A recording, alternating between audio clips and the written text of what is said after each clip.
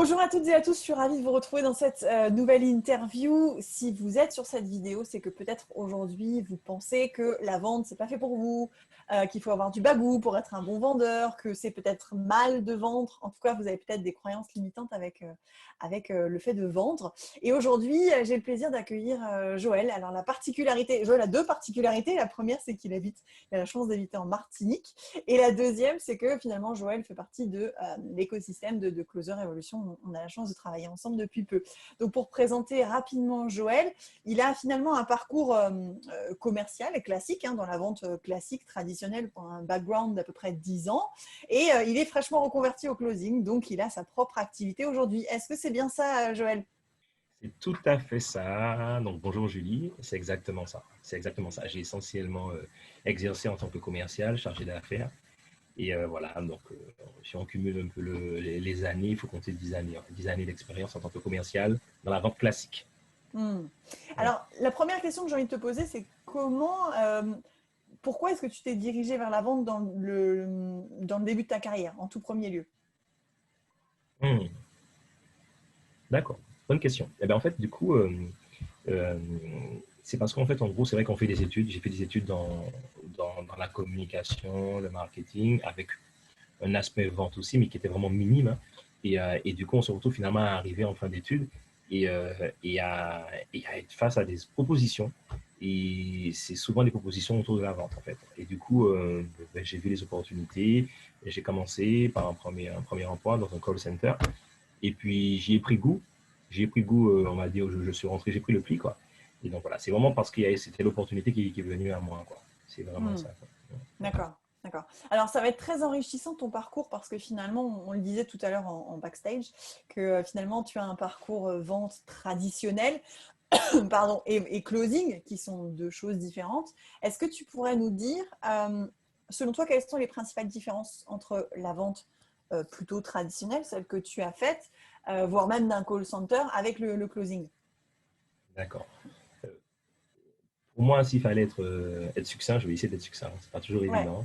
Mais l'idée, c'est de vraiment, en fait, en gros, s'il faut mettre une distinction claire, en fait, c'est que d'un côté, quand on est commercial, on a pour but de vendre, en fait. Et donc, vendre à tout prix. Voilà. Qu'on le veuille ou non, c'est vraiment ça. Quand on est commercial, il faut vendre à tout prix. On est un commercial, un bon commercial quand on vend, en fait, et rien d'autre. Alors que lorsqu'on est un bon closer, en fait, en gros, on a pour but d'amener quelqu'un à faire un choix, en fait, à se décider et de préférence à l'amener au meilleur choix possible pour lui. Voilà, on lui propose, en fait, en gros, on entend, on l'écoute, on entend son problème et on lui propose une solution. Et on l'amène à faire un choix. Ok, j'opte pour cette solution-là, ou non, c'est pas le moment, je veux pas. Et du coup, on est un bon causeur, on a amené la personne à juste faire un choix, en fait. Donc, on n'est pas dans Mm. la dynamique de vendre à tout prix. Donc, c'est vraiment la grosse distinction que je fais avec le métier de commercial dans la vente classique, quoi. D'accord.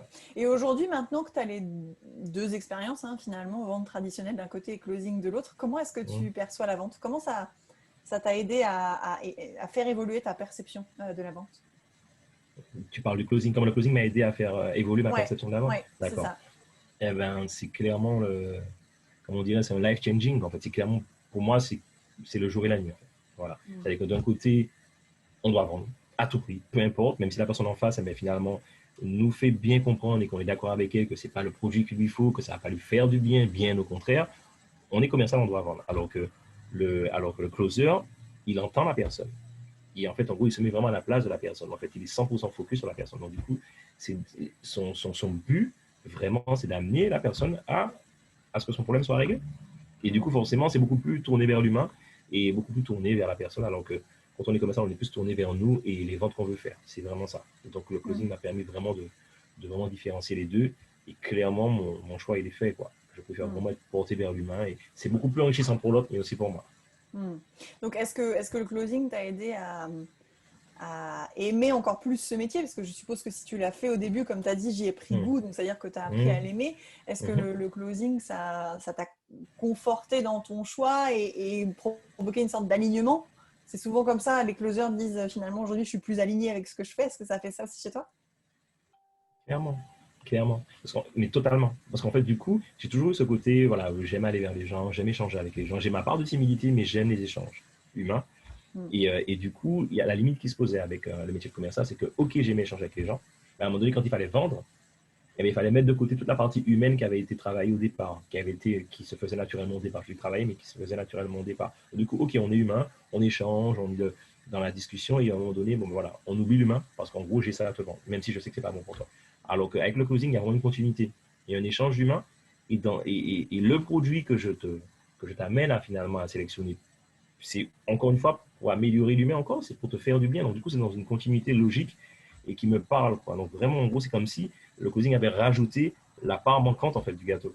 Mm. Je ne sais pas si j'ai pris la bonne image, mais la part manquante du puzzle, en fait. C'est vraiment ça. Ouais. Donc, oui, Ouais. ça m'a vraiment aligné avec l'humain, quoi, pour le coup. D'accord. D'accord. Voilà. Et à toutes les personnes qui regardent cette vidéo et qui auraient envie de te dire oui, mais c'est facile, toi, parce que ça fait 10 ans que tu es dans la vente. Moi, j'ai pas le bon bagou, ou moi, je suis pas un bon vendeur. Qu'est-ce que tu auras envie de leur dire aujourd'hui? Mais je leur dirais finalement, c'est comme, en fait, c'est un peu comme un enfant qui apprend une nouvelle langue. On dit que les enfants de 0 à 4 ans, ils sont beaucoup plus à même d'apprendre le maximum de langues parce qu'en fait, c'est un terrain neutre, en fait, en gros. Voilà, donc, du coup, ils ont pas des formations professionnelles, ils n'ont pas de lacunes et tout, donc du coup, ils peuvent apprendre pas mal de langues. Une fois plus grand, c'est plus compliqué. Mais en fait, j'ai envie de dire, on a plutôt intérêt à ne pas venir avec justement avec des déformations professionnelles de commercial quand on se lance dans le closing. Il vaut mieux justement arriver avec zéro compétence en tant que vendeur. Parce que du coup, moi, ça m'a posé problème au début.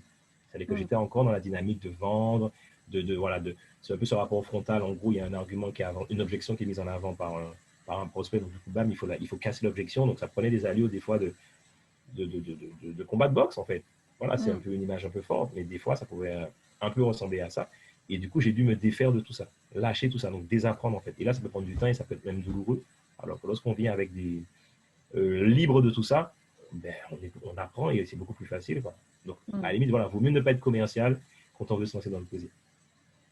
D'accord. Et puis finalement, la seule qualité essentielle, j'ai envie de dire, ce serait l'écoute, si on veut devenir closer, mais tout le reste, effectivement, vaut mieux pas effectivement avoir ce background de commercial parce que justement, quand tu commences le closing, tu as tes vieux réflexes de commercial qui prennent le dessus, quoi.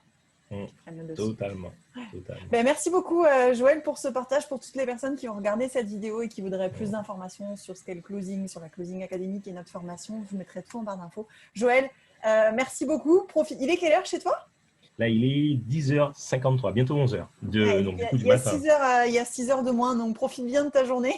Exact. Profite bien de ta journée en Martinique. Et merci beaucoup pour ton temps et pour cette interview. Merci à toi, Julie. Et voilà, et bonne continuation. Merci. Et bonne soirée, du coup, parce qu'il est là, il est déjà. Ouais, nous, on va rentrer dans la soirée. Ouais, dans la soirée. Ouais. Super. Merci à toi, à bientôt.